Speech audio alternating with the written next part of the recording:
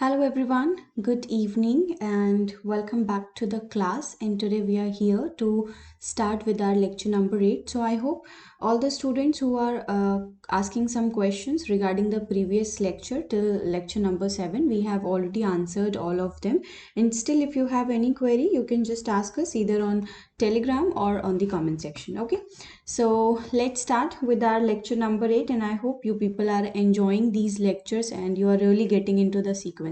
Okay, so before starting with lecture number 8, let's have a recap on lecture 7. So in our lecture 7 we have done few theorems, like if a monotonically increasing sequence is unbounded above, then obviously it diverges to plus infinity. So these kind of theorems we have done, and specifically if I talk what was the important in lecture number 8 is that we have practiced some questions, right? We have practice questions on convergence of a sequence,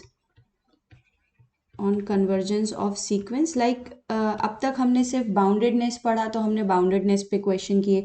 हमने monotonicity पढ़ी, तो we have done question based on monotonicity of the sequence. But in our last lecture 7 we have done the whole thing about a sequence, like we have a sequence and then we have to discuss the nature of convergence of the sequence. So like we have to check the boundedness, we have to check the monotonicity, and then we have to conclude to the discussion whether the sequence is convergent or divergent. Okay, so before starting with the lecture 8, if you remember, I have given some questions to all of you, and I am happy and I am really appreciating all those students who have shared their solutions on the Telegram group. So all those are fine, and if there is any problem in any of the solution of any of the student, then I have given them the feedback. So it's a good way to learn. All those students who are like looking at your solutions, they would also be happy and they'll also get motivated to share their solution as well. So let's go to our question number 1 for the homework. So this was the question that I gave you, and I asked all of you to share the solution on the Telegram group, but very few of you have given, but that's okay. So I've already written the solution because that was quite simple. So you have been given a sequence Bn in which the nth term of the sequence was given 2 plus minus 1 raised to the power n by n, and then you have to find out that least positive integer n naught for which this inequality holds. So in place of Bn, you should keep the value of Bn, that is 2 plus minus 1 raised to the power n by n, and minus 2, it will get cancelled out. So since it's a modulus value, so minus 1 raised to the power is not going to affect, and it's simply going to be 1 by n less than 1 by 10 raised to the power 4. And when we reciprocate it, we get n greater than 10 raised to the power 4. So after comparing with the expression that is given to us in the question, we got n naught is equals to 10 raised to the power 4. Okay. So the least positive integer n naught for which this inequality holds for every n greater than n naught is 10 raised to the power 4. So this was a pretty simple question, and I hope all of you might have got the answer, those who have not shared it in the Telegram. Okay. So coming to the next homework portion that I gave you. So there were two questions where I asked you to discuss about the monotonic nature, bounded nature, and obviously the nature of convergence of that sequence. So let's proceed one by one, and even if you have any doubt in the question, you can ask me. And now if I'm clearing the question, like I'm providing you the solution, and still you have any doubt in the solution, you can just ask on the Telegram, or you can write in comment section. So the question number 1, where the nth term of the sequence was given to us, which was 2n minus 7, and then we have 3n plus 2. Okay, so this was our question, and we have to discuss these three parts. So obviously you know that we have discussed a theorem that if a sequence is monotonically increasing and bounded above, then it goes to like it converges to its least upper bound, and if a sequence is monotonically decreasing and bounded below, then it goes to its or converges to its greatest lower bound. So सबसे पहले हम monotonicity boundedness check करेंगे, and with the help of that we can very easily conclude okay what's happening with the sequence. All right, so ये हमारे पास sequence का nth term दिया है. तो मोनोटोनिसिटी चेक करने के लिए क्योंकि जब मैंने मोनोटोनिसिटी पढ़ाया था तो आपको बहुत सारे एग्जाम्पल कराए थे. तो I told you when ever such kind of expression of nth term of any sequence is given, you can simply use an plus 1 minus an, right? So here you are going to be 2 n plus 1 minus 7, and this is what? This is 3 n plus 1 plus 2, and minus an, so this is 2n minus 7 by 3n plus 2. All right, so an plus 1 minus an, if you are going to evaluate, so this is going to be 2n, and plus 2 and minus 7, it is going to be minus 5, 3n plus 5, because it's 3 plus 2, and then here you have 2n minus 7 by 3n plus 2.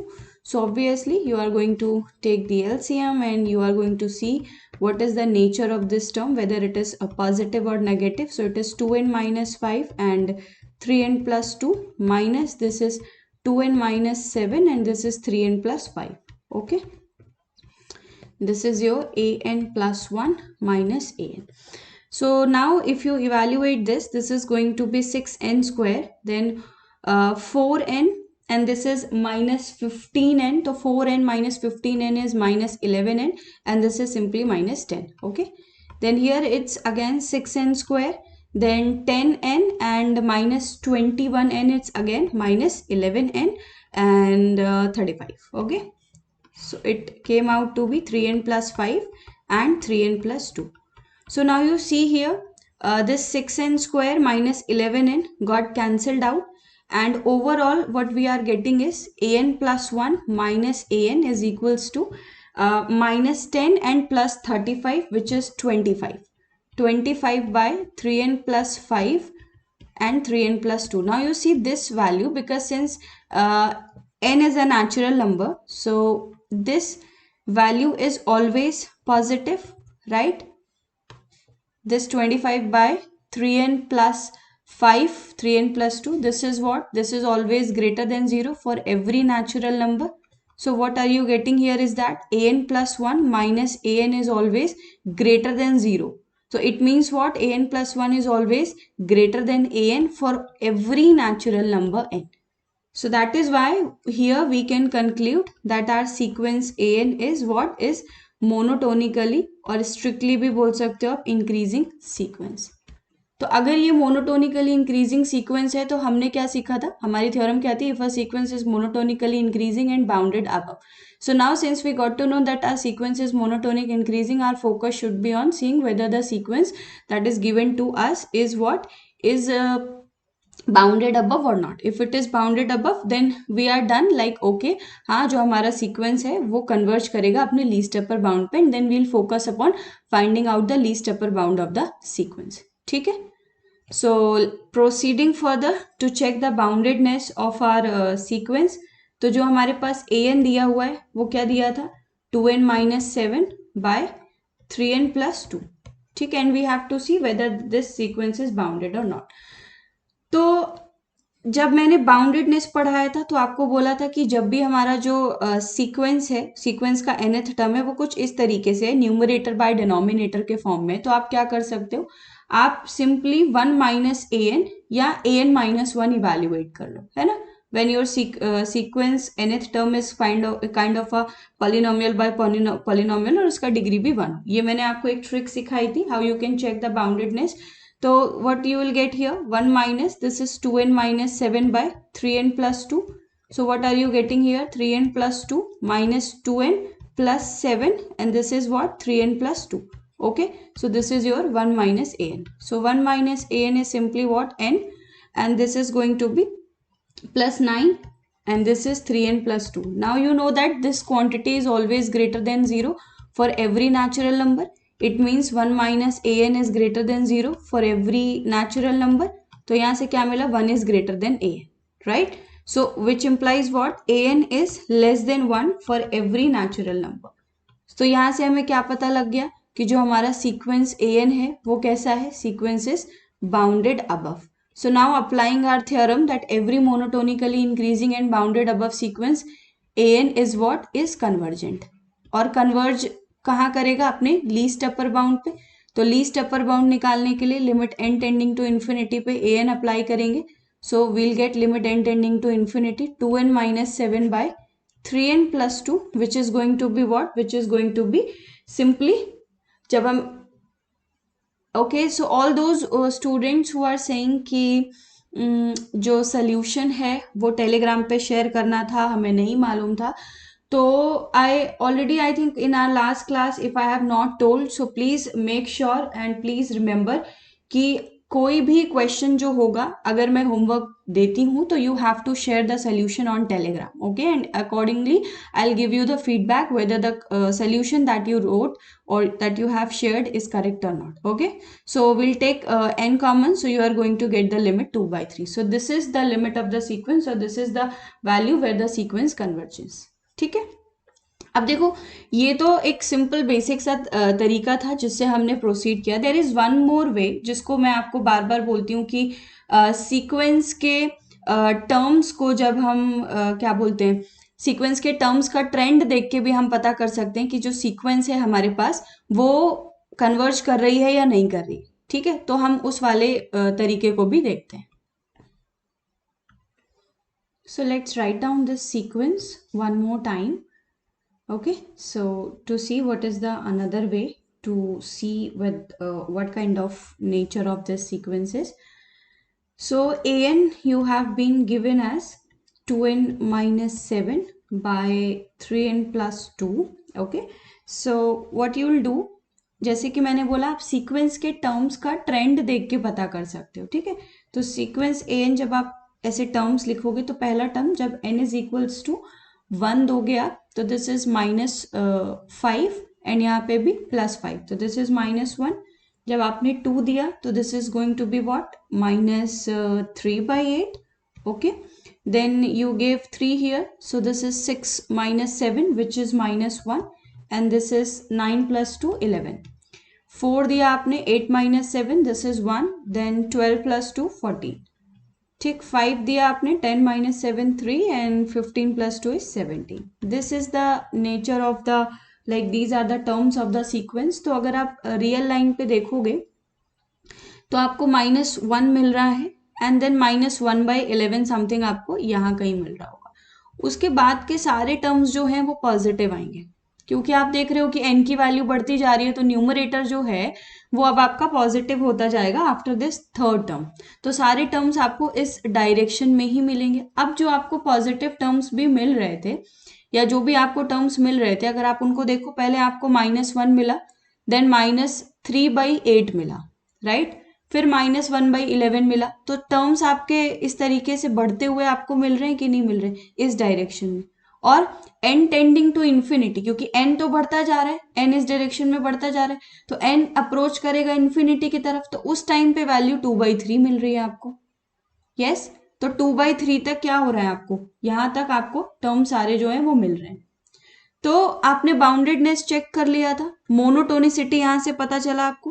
ठीक, boundedness आपने 1 - an greater than 0 से पता लगाया कि okay an जो है वो less than 1 है, और यहां से पता लग गया कि ओके ये तो पूरा पूरा बाउंडेड हो गया. मोनोटोनिकली इंक्रीजिंग आपको दिख रहा है by the like magnitude of the terms of the sequence, वो बढ़ता ही जा रहा है. तो यहां से भी तो पता लगा कि सीक्वेंस an जो है वो कैसा है, मोनोटोनिकली इंक्रीजिंग है. And what is happening, and the sequence जो है आपके पास वो बाउंडेड है, तो आपने यहां से भी दिखा दिया. ठीक है, so I hope till this point everything is clear. Like there is not only one way to do it, आप इस तरीके से भी प्रोसीड कर सकते हो कि सीक्वेंस के टर्म्स का नेचर देखे. बट ये जो टेक्निक है ये ऑलवेज काम नहीं आती है. ठीक है, अभी जब आप ऐसे सीक्वेंसेस के साथ डील करोगे जहाँ पे टर्म्स जो है वो लाइक पॉजिटिव नेगेटिव दोनों है, यहाँ पे तो लाइक इनिशियल 3 टर्म्स ही केवल नेगेटिव है, after that all the terms became positive. तो every time this technique doesn't work, क्योंकि जब आपकी n की वैल्यू डालने पे नंबर बहुत बड़ा होता है सीक्वेंस का, तो आप कहाँ तक ही ले जाओगे, only you can find out 2-3 terms. So always it doesn't work, but in most of the questions that you get in exam, simple ones, this technique can be used over there. ठीक है, तो आते हैं हम अपने second question पे जो हमने होमवर्क पे देखा था, which was this 1/1 factorial plus 1/2 factorial. इसके बारे में डिस्कशन करते हैं एंड प्रोसीड करते हैं. ठीक है, so the second question where are bn was given as this क्या 1 plus 1/1 factorial plus 1/2 factorial plus 1/3 factorial up to what 1/n factorial, है ना। ऑलरेडी है देखो हमने इस क्वेश्चन को अलग अलग डिस्कस किया हुआ है ना। बाउंडेडनेस पढ़ा था तब हमने इस क्वेश्चन को डिस्कस किया था। Then when we studied monotonicity तब भी हमने इस वाले क्वेश्चन को डिस्कस किया था। तो मोनोटोनिसिटी चेक करने के लिए सिंपल सा bn+1 माइनस bn हमने निकाल लिया था, है ना। और bn+1 कितना है हमारे पास 1 + 1/1 factorial plus 1/2 factorial 1/3 factorial up to what 1/n factorial plus 1/n+1 factorial, right. यहाँ तक आएगा। माइनस जो हमारा nth टर्म है उसको लिख देते हैं हम लोग 1/3 factorial then up to 1/n factorial. तो आपको क्या मिल रहा है 1/n+1 फैक्टोरियल मिल रहा है और 1/n+1 factorial is greater than 0 for all natural numbers. तो आपके पास bn+1 माइनस का जो bn आया वो ग्रेटर देन 0 आया, तो bn+1 is greater then bn for every natural number. तो यहाँ से हमको क्या पता लगा कि जो सीक्वेंस है हमारे पास वो कैसी है, sequence is monotonically increasing sequence, ठीक है। अब बाउंडेडनेस पे हमको डिस्कशन करना है, तो बाउंडेडनेस पे भी हमने ये क्वेश्चन ऑलरेडी कर रखा था, अगर आपको याद हो जब हमने बाउंडेडनेस पढ़ी थी। तो bn आपका क्या दिया है 1 + 1/1 factorial plus 1/2 factorial plus 1/3 factorial 1/4 factorial up to what 1/n factorial, है ना। और nth टर्म को ही हम बाउंडेड दिखाने की कोशिश करते हैं। अगर आप देखोगे तो सीक्वेंस का पहला टर्म जो है वो 1/1 प्लस फैक्टोरियल है, राइट। ऐसा तो हमको पता ही लग रहा है ना। सीक्वेंस का पहला टर्म जो होगा वो क्या होगा 1/1 factorial. This is also very important in these kind of sequences कि you should know what are the terms, ठीक है। कुछ बच्चे सोचते हैं कि b1 होगा 1 फैक्टोरियल, b2 होगा 1/2 फैक्टोरियल, b3 होगा 1/3 फैक्टोरियल। नो, ये आपका nth टर्म है। So accordingly you are going to frame your all the terms of the sequence. तो b2 क्या होगा 1/1 फैक्टोरियल प्लस 1/2 फैक्टोरियल। तो can you see here one thing that आपने b2 कैसे मिला है आपको, आपने b1 में 1/2 फैक्टोरियल ऐड कर दिया है ना। तो b1 में आप एक पॉजिटिव वैल्यू ऐड कर रहे हो, तो b2 is greater then b1, right. अब अगर आप b3 निकालते हो तो this is 1/1 factorial plus 1/2 factorial plus 1/3 factorial. और ये वैल्यू किसकी थी b2 की थी, तो b2 में आपने कुछ पॉजिटिव वैल्यू जोड़ दिए, तो ऑब्वियस सी बात है b2 से बड़ा होगा। तो ये सीक्वेंस के टर्म्स के ट्रेंड के हिसाब से आपने पता लगा लिया, okay bn+1 is greater then bn for all natural number. तो bn आपके पास कैसी हो गई, एक इंक्रीजिंग सीक्वेंस हो गई, ठीक है। That is why I am telling you कि आप बहुत सारे तरीके हैं, किसी भी क्वेश्चन को आप मोनोटोनिक बाउंडेड चेक कर सकते हो। सीक्वेंस के टर्म्स का ट्रेंड पता कर लो, या सिंपल सा जो हमने अभी यहाँ पे bn+1 माइनस bn करके देखा वहां से पता कर लो, ठीक। Now coming to the point कि इसको हम बाउंडेड कैसे दिखाएं। तो bn को हमने क्या लिखा, ये हम ऑलरेडी डिस्कस कर चुके हैं। इसको हमने 1 ही लिखे रहने दिया, है ना। और 2 फैक्टोरियल को हम क्या लिख सकते हैं, दिस इज सिंपली 1 × 2।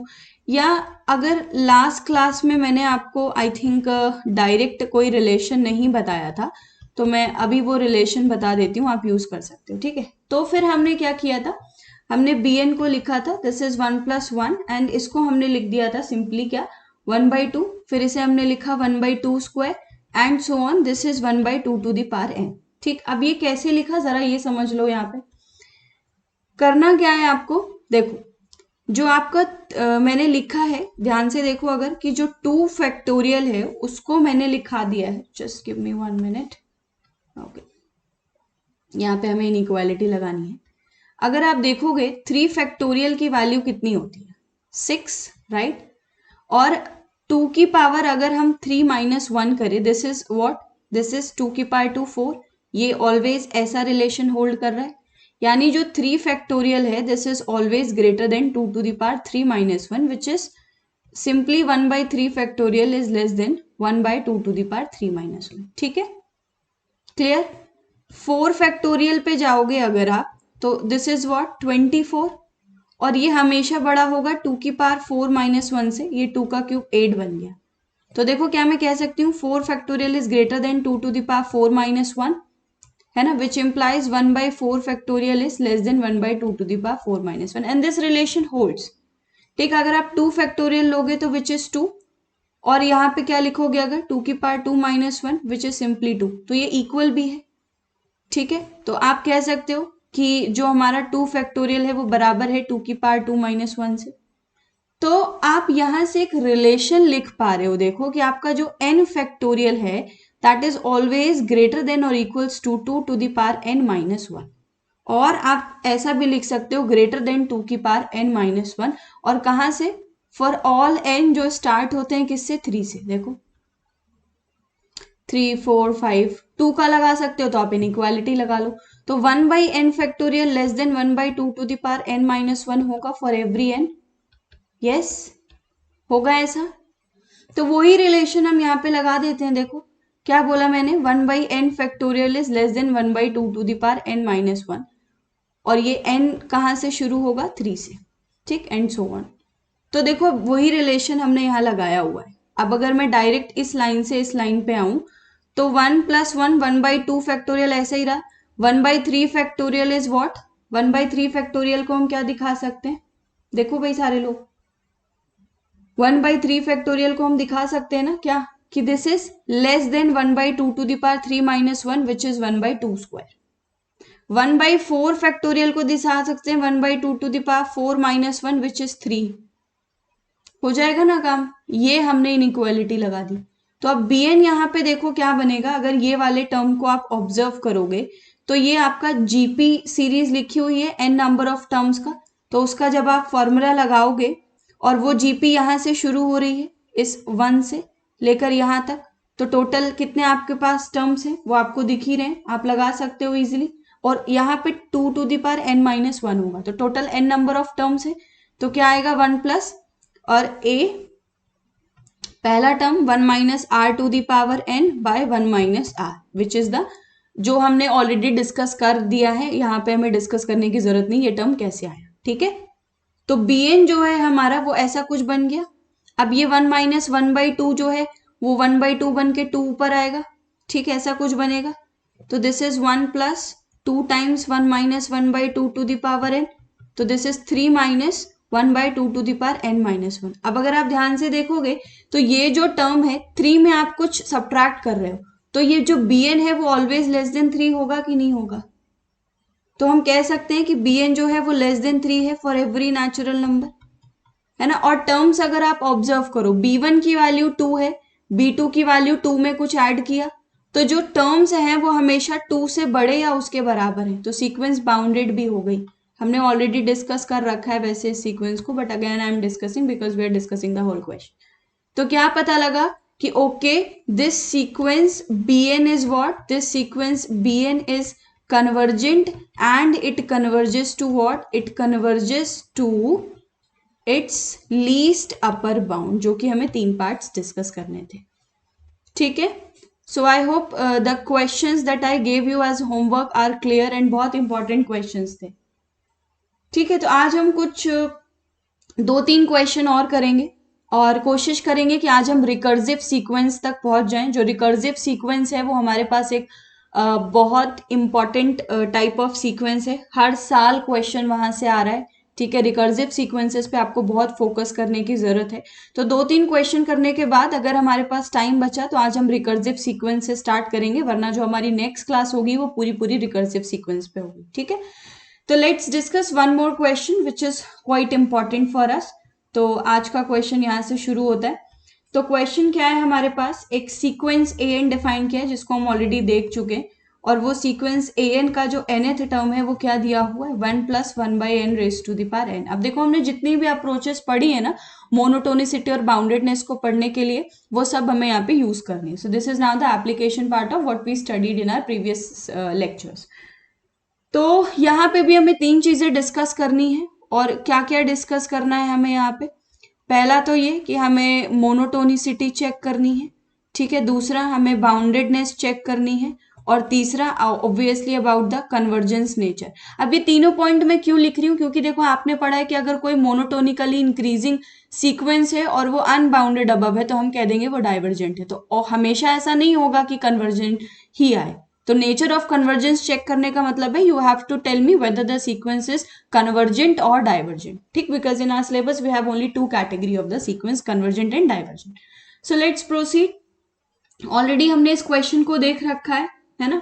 तो पहले हम क्या करेंगे, पहले हम चेक करते हैं अपना मोनोटोनिसिटी, जो कि this is just a quick recap of what we did. जिनको नहीं, अच्छा हाँ, ये वाला जो क्वेश्चन हमने डिस्कस किया था उसमें कुछ बच्चों का डाउट आया था, ठीक है. तो that is why I am discussing this question specifically one more time.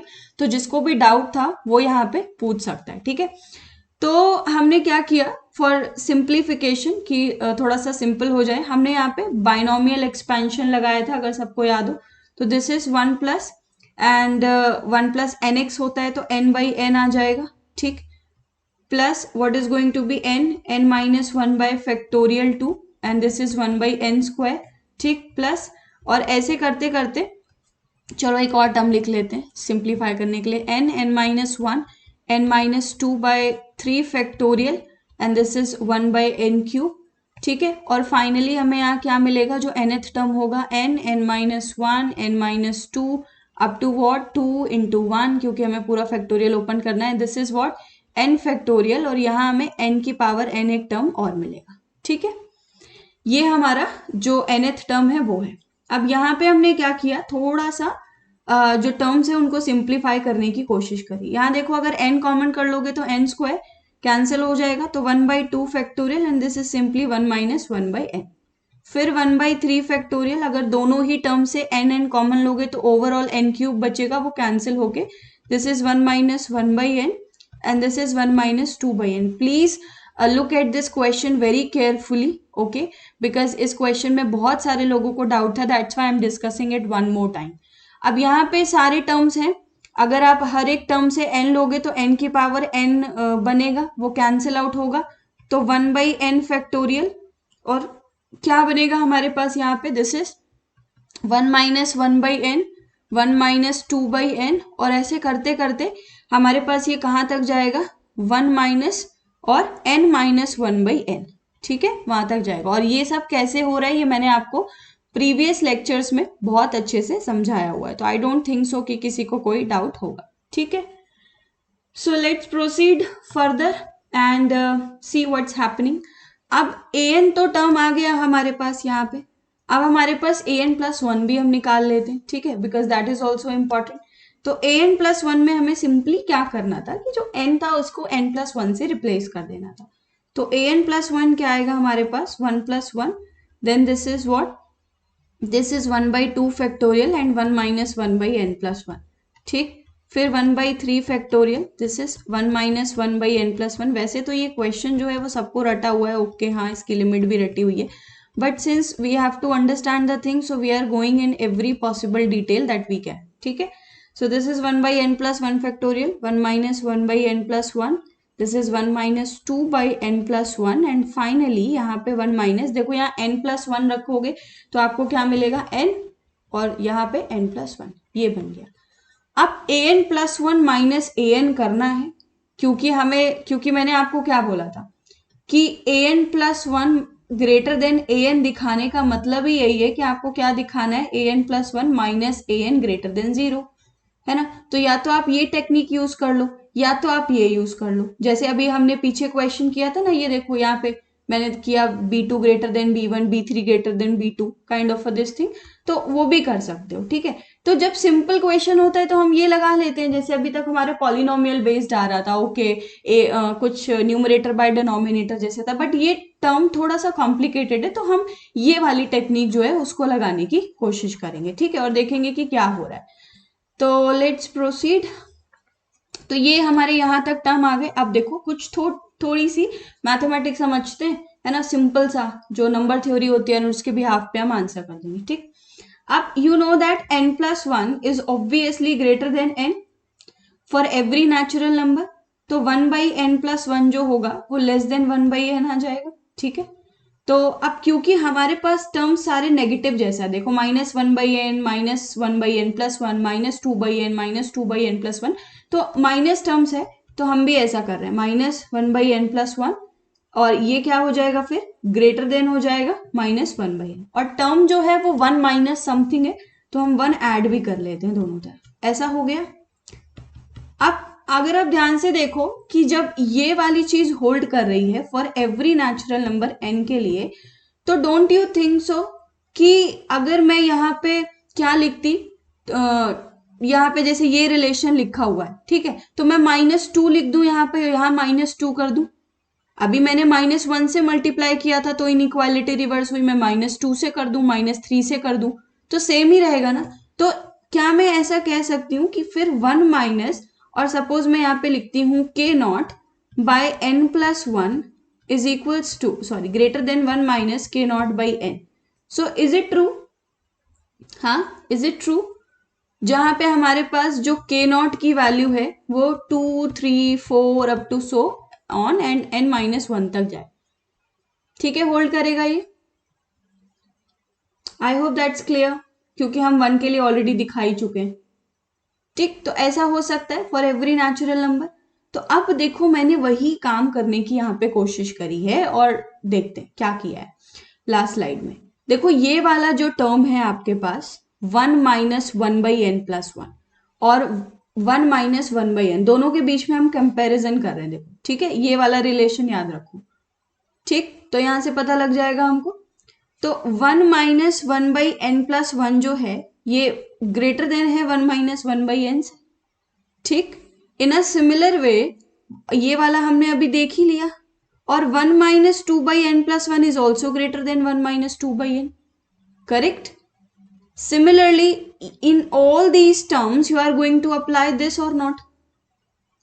आपने ये जो चीज अभी देखी, ये हर एक टर्म इसका इसके साथ देख सकते हो, ये वाले का इसके साथ, then 1 minus n/n+1 is obviously greater than 1 minus n-1/n। तो अब इनके बीच में रिलेशन हम ये वाला कह सकते हैं कि नहीं कह सकते कि जो an+1 है, this is obviously what greater than an। देखो कह सकते हैं कि नहीं कह सकते हैं? यस और no, this is greater than और इक्वल्स टू an। इन टर्म्स के बीच में रिलेशन देखते हुए we can say something based on this. Yes, we can say so, है ना। क्योंकि देखो अगर अब भी समझ नहीं आया तो let me right just one more step for all of you. क्या लिखना है? तो an+1 this is greater then 1+1 plus 1/2 factorial, and ये 1 माइनस 1/n+1 ग्रेटर देन किससे? 1 माइनस 1/n से, ठीक है। Then 1 minus 1/n+1 is greater than 1 minus 1/n, and this is 1 minus 2/n, ठीक है, and so on. Then this is 1/n। अब ये n+1 factorial के बीच में भी आप ये रिलेशन लगा सकते हो, इसमें कोई प्रॉब्लम नहीं होगी। तो this is 1 minus 1/n, 1 minus 2/n, and so on. This is 1 minus n minus 1/n, and this is what? This is nothing but your an. तो an+1 is greater than an for every natural number. तो जो sequence an आ गया आपके पास वो कैसा आ गया? वो monotonically increasing sequence आ गया। क्लियर हो गया? Okay, I hope it is clear. तो अब हम इसके बाउंडेड नेचर के बारे में बात कर सकते हैं। Yes, can we talk about the boundedness of this sequence जिसका nth टर्म ये गिवन है, ठीक। तो an हमने क्या देखा, हमारे पास क्या गिवन था जब हमने इसको ओपन कर लिया बाइनोमियल एक्सपेंशन लगा के? तो this is 1/2 factorial 1 minus 1/n plus 1/3 factorial 1 minus 1/n 1 minus 2/n, and in a similar way you have 1/n factorial 1 minus 1/n 1 minus 2/n, और कहाँ तक जाएगा ये? 1 माइनस n-1/n तक, ठीक है। ऐसा हो गया। अब देखो 1 में आप कुछ सब्ट्रैक्ट कर रहे हो, ठीक है।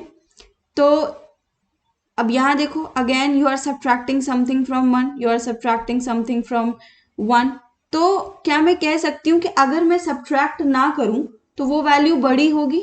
यानी अगर मैं ऐसा लिख दूं 1+1 plus 1/2 factorial plus 1/3 factorial and up to what? 1/n factorial. Is it okay for everyone? Like हमें पता ही लग रहा है ना, क्योंकि यहाँ पे हम उस वैल्यू में कुछ कम कर दे रहे हैं और फिर सम कर रहे हैं, तो वो वैल्यू छोटी होगी और ये बड़ी होगी। अभी हमने n फैक्टोरियल पे एक रिलेशन देख कर आए हैं, हम वो यूज कर सकते हैं। तो this is what, this is 1/3 factorial is greater than 2 to the power 3 minus 1 which is 2 square, है ना. Then this is 2 cube for 4 factorial के लिए, ठीक है. और फिर यहाँ पे simply 1/2 to the power n-1, ठीक है. ऐसा हो गया. और अब ये फैक्टोरियल आप रिमूव कर सकते हो. तो अभी तो देख कर आए हो वहां पे कि इसको हमने किससे बाउंड करके दिखाया. फिर ये जीपी सीरीज बनेगी यहाँ से यहाँ तक, ठीक है. तो उसको हमने लेस देन 3 दिखाया था फॉर एवरी नेचुरल नंबर. तो क्या होगा कि जो सीक्वेंस an होगी वो हमारे पास बाउंडेड भी हो गई, बाउंडेड एंड कन्वर्जेंट. और कन्वर्ज कहाँ करेगी, कन्वर्ज करेगी अपने लीस्ट अपर बाउंड पे, यानी limit n tending to infinity पे. आप निकाल दो 1 + 1/n की पावर n, और ये हम सबको पता है ये कहाँ जाता है, e पे जाता है, ठीक है. तो ये भी हम देखेंगे कैसे आ रहा है ये सब कुछ. ऑलराइट, चलो तो प्रोसीड करते हैं फिर further about our next question. और आई थिंक अब अभी हमारे पास टाइम है और हम हमारा जो रिकर्सिव सीक्वेंस है वो स्टार्ट कर सकते हैं, ठीक है. So recursive sequence is a very important topic. और जहाँ पे हमें क्वेश्चन अगर आप देखोगे प्रीवियस ईयर्स के, तो यू विल नोटिस कि मोस्टली क्वेश्चंस जो है वो रिकर्सिव सीक्वेंस पे ही पूछे जा रहे हैं. तो you should know how to handle these recursive sequences, ठीक है. So before starting with recursive sequences, कुछ इम्पॉर्टेंट चीज़ें हैं जिनको हमें समझना ज़रूरी है, ठीक है. तो वो हम देखते हैं. अब रिकर्सिव सीक्वेंसेस आपको पता ही होगा रिकर्सिव का मतलब क्या होता है, यानी कि पहले वाले की हेल्प से आप दूसरे वाले को डिफाइन कर पाओ, यूज कर लो चीज़ों को, है ना. तो यानी कि क्या होगा, एक सीक्वेंस an गिवन होगा, उससे हम एक दूसरी सीक्वेंस बना सकते हैं an+1, है ना. तो ऐसा कुछ हम करने वाले हैं. तो होगा क्या कि आपके पास एक सीक्वेंस डिफाइन होगी an, और वो सीक्वेंस डिफाइन करी होगी, उसके रिलेशन दिया होगा आपके पास. कैसा रिलेशन दिया होगा, relation between terms of the sequence. और अगर मैं और स्पेसिफिक कहूं तो recursive terms of the sequence, है ना. कहने का क्या मतलब है कि an और an+1 के बीच में रिलेशन दे दिया है, an+2 के बीच में रिलेशन दे दिया होगा, या हो सकता है an-1 an-2 के बीच में रिलेशन दे दिया हो, है ना. तो an को an+1 an+2 के साथ कनेक्ट कर सकते हैं, an-1 an-2 के साथ कर सकते हैं. ऐसे कुछ भी टर्म्स अगर आपस में, रिकर्सिव टर्म्स इनको हम बोलते हैं ना, कुछ भी रिलेशन दिया हो और वो सीक्वेंस डिफाइन करी गई हो, तो उसको हम रिकर्सिव सीक्वेंस कहते हैं. अब इस सीक्वेंस की एक खास बात क्या है, देखो यहाँ पे कुछ पॉइंट्स आपको नोट करने की जरूरत है. और वो क्या है कि limit n tending to infinity पे an की जो लिमिट होगी वही limit n tending to infinity पे an+1 की होगी, या आप कह दो an-1 की होगी, या an+2 की होगी, ठीक.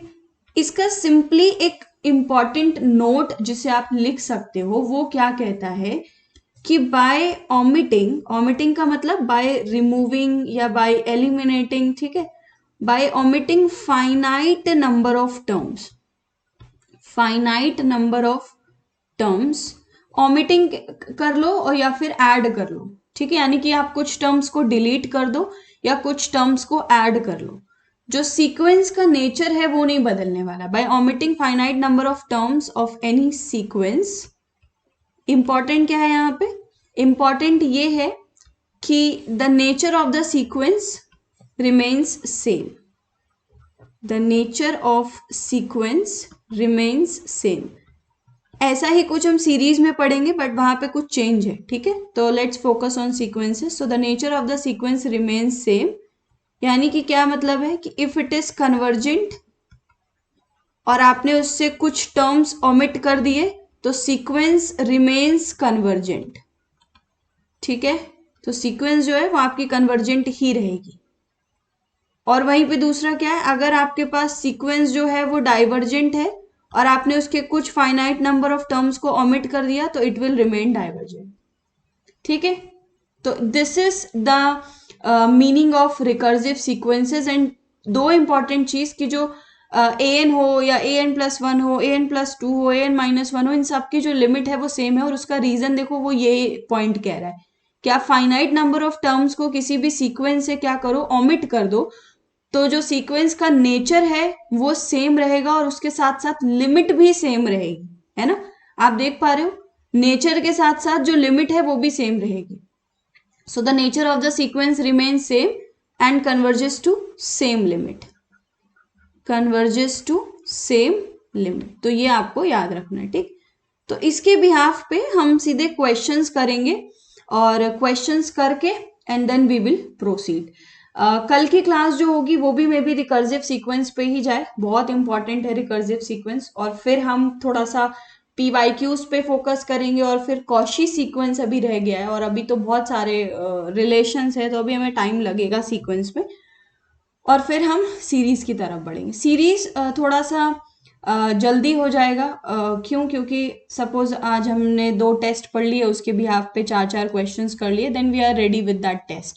तो सीक्वेंस में थोड़ा ज़्यादा टाइम लगेगा, बट सीक्वेंस में क्योंकि हमें बहुत चीज़ें समझनी है, बहुत थ्योरम्स हैं, सीरीज में भी लगेगा, but as compare to sequence it will take less time, क्योंकि वो थोड़ा सा अप्लाइड तरीके से हम बात करेंगे, ठीक.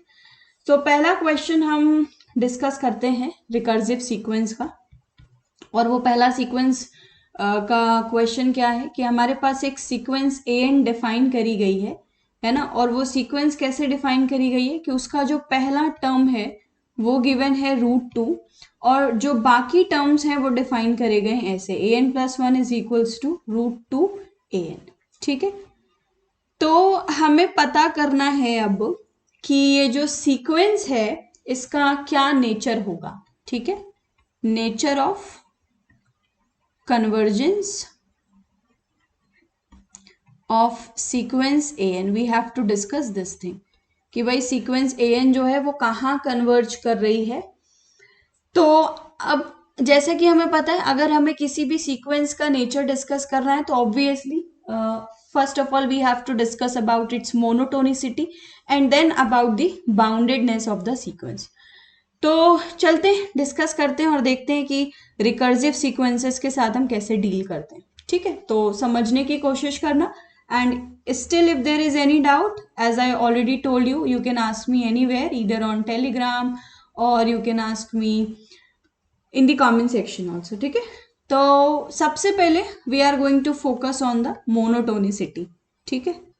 तो हम सबसे पहले मोनोटोनिसिटी डिस्कस करते हैं और देखते हैं कि हमारे पास जो सीक्वेंस ये दी हुई है रिकर्सिव. अब रिकर्सिव क्यों बोल रहे हैं, देखो आप सीक्वेंस को डिफाइन कैसे किया गया है, an+1 और an के बीच में एक रिलेशन दे दिया है, ठीक है. तो रिकर्सिव टर्म्स के बीच में रिलेशन देके डिफाइन करी है सीक्वेंस को, that means the sequence is a recursive sequence. तो मोनोटोनिसिटी चेक करते हैं. अगर आप देखो a1 की वैल्यू क्या दी है, √2, ठीक है. a2 अगर आप निकालोगे तो a2 यहाँ पे n की वैल्यू 1 रखो, ये जो आपको रिलेशन दिया हुआ है, तो क्या मिलेगा, √2a1, ठीक. तो आपके पास a1 की वैल्यू ऑलरेडी दी है √2 × 2 which is what, okay, this term. तो ऑब्वियसली क्या हम कह सकते हैं कि ये जो टर्म है √2 ये ग्रेटर देन है किससे, √2 से, है ना. बहुत सिंपल है पता करने के लिए. तो यहां से हमें क्या पता लग गया कि ओके a2 जो है वो ग्रेटर देन a1 है. अब देखो रिकर्सिव सीक्वेंस में ना आपको एक नई चीज सीखने को मिलेगी और वो क्या है, अब तक हमने बहुत सारे तरीके देखे कि किसी सीक्वेंस को हम मोनोटोनिक और बाउंडेड कैसे दिखा सकते हैं ना. हमने देखा कि एक्सपेंशन यूज कर सकते हैं, या हमने देखा हम an+1 - an देख सकते हैं, समटाइम्स an+1 / an भी देखते हैं. बाउंडेड दिखाने के लिए हम 1 - an यूज कर लेते हैं, या हमने अभी कुछ रिजल्ट्स यूज करे. So there are different number of ways through which we can check the monotonicity and the bounded nature of the sequence. But recursive sequence एक नया एस्पेक्ट इसमें जोड़ते हैं और वो क्या है कि हम मैथमेटिकल इंडक्शन की हेल्प से, ठीक है. तो you will be surprise now कि मैथमेटिकल इंडक्शन के प्रोसेस से भी हम सीक्वेंसेस को बाउंडेड और मोनोटोनिक दिखा सकते हैं. And examples are the recursive sequence. Recursive sequence में वो यूज होगा, ठीक. क्योंकि आपने चेक कर लिया कि इनिशियल 2 टर्म्स में ये चीज होल्ड हो रही है, ठीक है. तो आप सपोज कर लेते हो, है ना, यही तो करते हो कि आप n के लिए होल्ड कर रहा है, फिर आप दिखा देते हो कि क्या n+1 के मैथमेटिकल इंडक्शन क्या होता है कि n इज इक्वल टू 1 के लिए होल्ड हो रहा है। तो आप सपोज कर लेते हो क्या कि okay suppose this is m, तो आप सपोज कर लेते हो कि m is equal to n के लिए भी ट्रू है, और फिर आप प्रूफ कर देते हो कि m is equal to n+1 के लिए भी ट्रू है। अगर ऐसा प्रूफ कर दिया तो जो भी आप यहाँ पे प्रोसेस कर रहे हो वो प्रूव हो जाए। ठीक है, तो वही हम यहाँ पे करने वाले हैं कि okay what's happening, let's see. तो हमने n इज इक्वल टू 1 के लिए देखा होल्ड हो रहा है क्योंकि a2 ग्रेटर देन a1 है, तो हम सपोज कर लेते हैं कि ये n के लिए भी ट्रू है ना, यानी कि जो हमारा an+1 है वो ग्रेटर देन an है। ठीक, अब अगर हमने ऐसा सपोज कर लिया है तो ये वाली लाइन से हम क्या इम्प्लाई कर सकते हैं, an+1 की वैल्यू क्या है, देखो जरा ध्यान से, an+1 की वैल्यू अगर देखोगे तो वो √2an है, उसको हम यूज कर सकते हैं। तो अगर ये रिलेशन दिया हुआ है और मैं प्रूफ क्या करना चाहती हूँ, देखो मेरा क्लेम क्या है, मैं n+1 के लिए दिखाना चाहती हूँ, मतलब जो मेरा an+2 है वो ग्रेटर देन an+1 हो जाए। If that happens then I am good to go and I can say okay this sequence is monotonically increasing, क्योंकि यहां से इंक्रीजिंग नेचर पता लग रहा है तो हमने सपोज कर लिया इसके लिए और हम ये प्रूफ कर दें। तो डोंट यू थिंक सो कि मुझे यहाँ पे कैसे भी करके लेफ्ट हैंड साइड पे an+2 बनाना है, तो मुझे इस रिलेशन की हेल्प लेनी पड़ेगी। तो मैंने क्या किया, 2 times an+1, obviously it will again hold the same inequality. अब अगर मैं रूट ले लेती हूं तो again it will hold the same inequality, है ना, तो दिस इज √2an। और ये क्या है रिलेशन, देखो अगर मैं n की वैल्यू को n+1 रखूं तो यहाँ n+2 आएगा, यहाँ n+1, तो ये टर्म लिखा हुआ है an+2 और ये टर्म लिखा हुआ है आपका an+1। डन हो गया, देखो तो यहां से हमने ये क्लेम किया था जो वो प्रूव हो गया। तो व्हाट डज इट इम्प्लाई कि जो हमारे पास सीक्वेंस an है that is monotonically increasing sequence. और अब हमको दिखाना है बाउंडेडनेस। अब देखो यहाँ पे भी कई कैटेगरीज हैं, जैसे ये क्वेश्चन जो हम डिस्कस कर रहे हैं ना, वहां पे मैथमेटिकल इंडक्शन लगा के हम इंडिविजुअली प्रूफ कर रहे हैं monotonicity and individually we are proving about the boundedness of the sequence. But आगे हम कुछ क्वेश्चंस ऐसे करेंगे रिकर्सिव सीक्वेंस के जहां पे मैथमेटिकल इंडक्शन सिर्फ एक बार में यूज होगा, यानी साइमल्टेनियसली आप प्रूफ करोगे मोनोटोनिसिटी भी एंड बाउंडेडनेस भी at the same time by using mathematical induction, but here हमें मोनोटोनिसिटी के लिए अलग यूज करना पड़ रहा है, बाउंडेडनेस के लिए अलग। So we'll proceed further when doing question, तो यू विल सी ऐसा भी होगा, एक वो केस भी आएगा जहां पे एक बार ही इंडक्शन यूज करने से आपको मोनोटोनिसिटी और बाउंडेडनेस पता लगी। Okay, so let's proceed towards boundedness. तो by mathematical induction we proved कि yes this sequence is what monotonically increasing. तो अब हम बाउंडेडनेस प्रूव करते हैं। ठीक, तो बाउंडेडनेस के लिए अगर आप देखो पहला टर्म हमारे पास गिवन है क्या, √2। तो अब क्योंकि √2 दिया है तो √2 की वैल्यू 1.414 होती है कुछ हमारे पास, तो क्या हम कह सकते हैं कि वो 2 से छोटी है, obviously this is less than 2। ठीक, अब अगर आप देखोगे a2 हमारे पास जो टर्म था which was √2a1 that is what √2, तो ये भी आपको लेस देन 2 ही नजर आ रहा है। तो मतलब अगर पहला टर्म भी अगर आप देखोगे तो काम हो गया, दूसरा नहीं भी देखोगे। तो सपोज कर लिया हमने क्या कि जो मेरे पास nth टर्म है an वो भी क्या है, लेस देन √2 है। और अब अगर हम प्रूफ कर देते हैं, क्या प्रूफ कर देते हैं कि जो मेरा an+1 है that is also less than √2, then I am good, या मैं प्रूफ कर दूंगी कि सीक्वेंस an जो है वो बाउंडेड है। और बाउंडेड अबव पे ही क्यों फोकस कर रही हूं मैं ऐसा क्यों दिखाने की कोशिश नहीं कर रही हूँ कि a1 is greater then something, a2 is greater then something, a3 is greater then something, why I am not focusing on this and I am focusing on this a1 is less then something, a2 is less then, obviously क्योंकि sequence अभी हम पता करके आए कि monotonically increasing है। Okay, here monotonically increasing है, तो हमने जो थ्योरम पढ़ी है वो क्या कहती है कि monotonically increasing and bounded above then it converges to its least upper bound, that is why I am focusing upon the upper boundedness of the sequence, और मैं अपर बाउंडेड दिखाने की कोशिश कर रही हूं। ठीक है, अब इस लाइन से अगर आगे प्रोसीड करोगे, मुझे यहाँ पे an+1 बनाना है और रिलेशन ऑलरेडी हमको गिवन है यहाँ पे, तो मैं उसी का यूज करूंगी। तो देखो जो 2an होगा मेरे पास वो भी क्या होगा, अगर मैं रिलेशन यूज करूं हमारे पास जो गिवन है an लेस देन √2 है, तो 2an जो होगा वो लेस देन क्या होगा, देखो क्या हम यहाँ पे कुछ यूज कर सकते हैं, वो लेस देन 2√2 लिख सकते हो, ठीक। फिर यहाँ पे अगर आप ओवरऑल रूट ले लोगे तो ये वैल्यू आपको दिख जाएगा लेस देन 2 है, ऊपर से हम देख कर आए। या one more way to do is that कि आप क्या करो, आपने an+1 वाला जो है वो रिलेशन यूज कर, ठीक है। an+1 आपको क्या दिया था, √2an, ठीक। और ओके माय मिस्टेक, हम 2 से बाउंड दिखाने की कोशिश करें, आई am so sorry, an is less than 2, ठीक है। तो an+1 का रिलेशन यूज किया हमने, this is given to us. अब an हमने सपोज किया है क्या है, an is suppose to be what, less than 2, तो this is going to be like this, और ये 2 है हमारे पास, तो an+1 ऑल्सो लेस देन 2 हमने प्रूफ कर दिया। I am so sorry I have written it √2, हम क्योंकि 2 से बाउंड दिखा रहे, लेस देन √2 तो हम दिखा ही नहीं सकते बिकॉज a1 √2 है already, I am so sorry, okay. तो ये हमने प्रूफ कर दिया। तो सीक्वेंस an यहां से कैसी पता लग गई हमको, this is bounded above sequence, ठीक है। अब बाउंडेड अबव हो गई अगर सीक्वेंस और मोनोटोनिकली इंक्रीजिंग थी ही, तो सीक्वेंस an हमारे पास कैसी हो गई, कन्वर्जेंट हो गई, ठीक है। तो ओके समबडी इज आस्किंग, जो पहले वाला तरीका था उससे भी एक बार कर दें, ठीक है। तो an लेस देन √2 है, तो 2an will be less than 2 into 2 which is 4, तो √2an is going to be less than √4, correct. तो ये √2an क्या होगा, an+1 और √4 क्या है 2, तो यहां से भी आप दिखा सकते हो, ठीक है, दोनों तरीके वैलिड है। अब now coming to the point कि सीक्वेंस को हम कन्वर्जेंट तो हमने पता कर लिया, अब इसकी लिमिट कैसे फाइंड आउट करें, है ना। तो जो सीक्वेंस an है उसको डिफाइन कैसे किया गया है, उसको डिफाइन किया गया है हमारे पास कि an+1 is equals to √2an।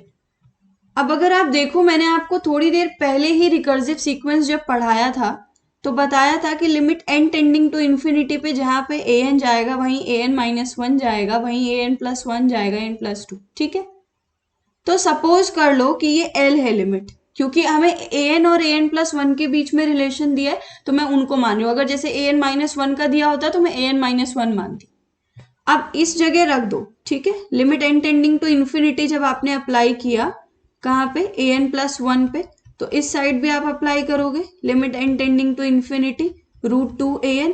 और अब देखो जब आप लिमिट अप्लाई करोगे so what you will get here, this is l and this is √2l, ठीक है। तो this is l² minus 2l is equal to 0। अब अगर आप कॉमन लेते हो तो आपको l की दो वैल्यूज मिल रही हैं, एक मिला l इज इक्वल टू 0 और एक मिला आपको l is equals to 2। Now the point is, कई क्वेश्चंस में ऐसा होगा कि जब आप ये वाला जो प्रोसेस है वो लगा के लिमिट फाइंड आउट करने की कोशिश करोगे तो आप समटाइम्स इट विल हैपन कि आपको दो लिमिट्स मिलेंगी। अब पॉइंट ये होता है कि हम कैसे डिसाइड करें, क्यों, क्योंकि हमने एक थ्योरम पढ़ी हुई है that this any sequence if it is convergent it converges to a unique limit, पढ़ी हुई है हमने कि सीक्वेंस जब भी कन्वर्ज करेगी वो एक यूनिक लिमिट पे ही करेगी, नहीं तो नहीं करेगी, नहीं तो वो डाइवर्जेंट होगी। तो अब हम कैसे डिसाइड करें, तो हम डिसाइड कर सकते हैं कैसे, जरा ध्यान से देखो। हमारे पास सीक्वेंस का पहला टर्म गिवन था √2, करेक्ट। a1 हमको √2 गिवन था, a2 क्या मिला हमको, √2, a3 क्या मिल रहा है, again this is kind of this term, ठीक है, ऐसा कुछ मिल रहा है हमको। तो कैन यू सी, और सीक्वेंस हमने अभी देखा कि सीक्वेंस an जो है वो कैसी है, वो इंक्रीजिंग सीक्वेंस है। अब अगर सीक्वेंस इंक्रीजिंग है, नाउ यू इमेजिन ये सीक्वेंस an हमारे पास है, इसका ये पहला टर्म, ठीक है, okay give me a moment, ये सीक्वेंस an दिया हुआ है हमारे पास, ये पहला टर्म है, ये दूसरा टर्म है, ये तीसरा टर्म है and so on like this. Sequence को बोला है कि भाई सीक्वेंस हमारे पास कैसी है, इंक्रीजिंग है। फिर सीक्वेंस को बोला है कि बाउंडेड अबव है। तो मतलब टर्म्स बढ़ते जा रहे हैं, और यहां कहीं अगर सपोज करो इसका एक बाउंड मिल गया, ठीक, तो जो सीक्वेंस का बाउंड है वो आपको लीस्ट अपर बाउंड पे कन्वर्ज करेगी, और लीस्ट अपर बाउंड कहाँ मिलता है, जब एंड टेंड करता है इंफिनिटी की तरफ, तो यहीं कहीं मिलेगा ना। और हर एक टर्म अगर आप देखो सीक्वेंस का, वो तो ग्रेटर देन 0 है ना, राइट, और वो अपर बाउंड तो है ही नहीं हमारे पास। तो इन शॉर्ट सीक्वेंस इंक्रीजिंग है, तो L is equal to 0 can never ever be the limit of the sequence, and the reason is that the sequence an is monotonic increasing and bounded by 2. ठीक है, increasing है इसलिए वो 0 पे तो कभी कन्वर्ज नहीं करेगी, because every term is greater than 0, right. Clear हो गया?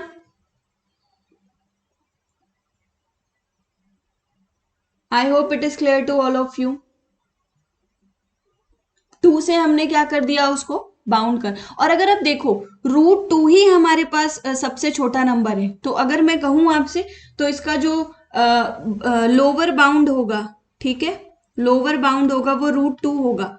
Sequence is bounded below, right, bounded below by √2, तो 0 का तो कोई सवाल ही नहीं है लिमिट बनने का, तो L is equal to 2 is the limit of the sequence. तो कई क्वेश्चन में ऐसा होगा कि आप जब सॉल्व करोगे यहां से जो इक्वेशन बनेगी, ठीक है, तो वो 2 लिमिट्स दे, ठीक है, तो in that case you have to decide which value is actually limit of the sequence, and how are you going to decide it? You are going to decide it with the help of the nature of the sequence, like if it is monotonic increasing or decreasing, okay, if it is bounded above or bounded below, kind of these things are going to help you, ठीक है।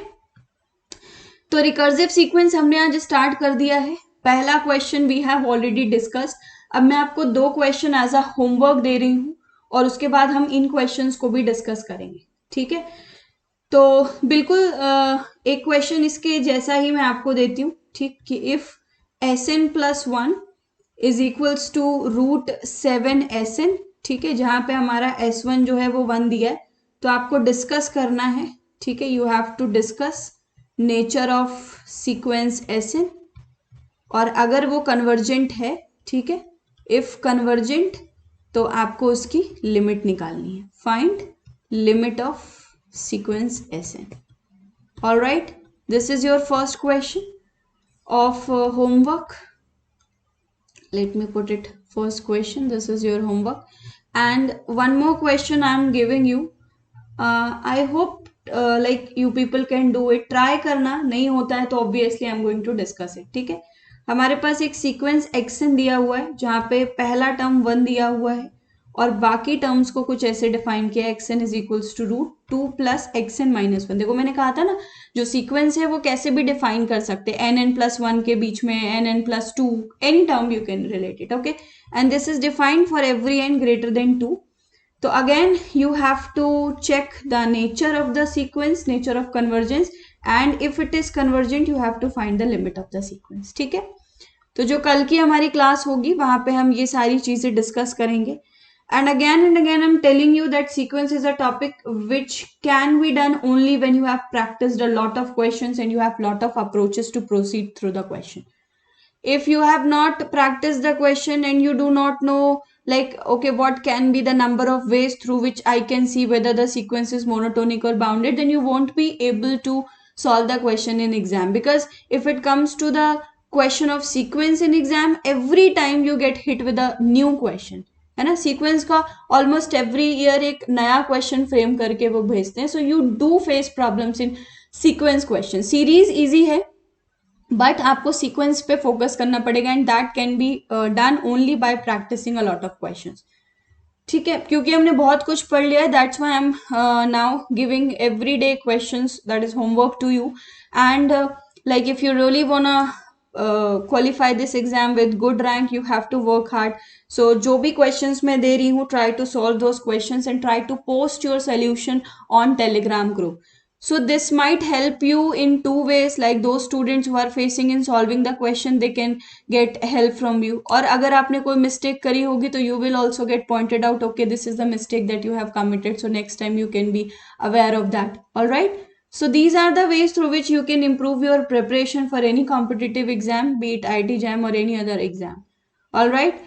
So that's it for today's lecture. Thank you so much. Hope to see you all in our next lecture. Till then, bye bye. Take care. Keep studying and keep asking the questions. All right. Bye bye.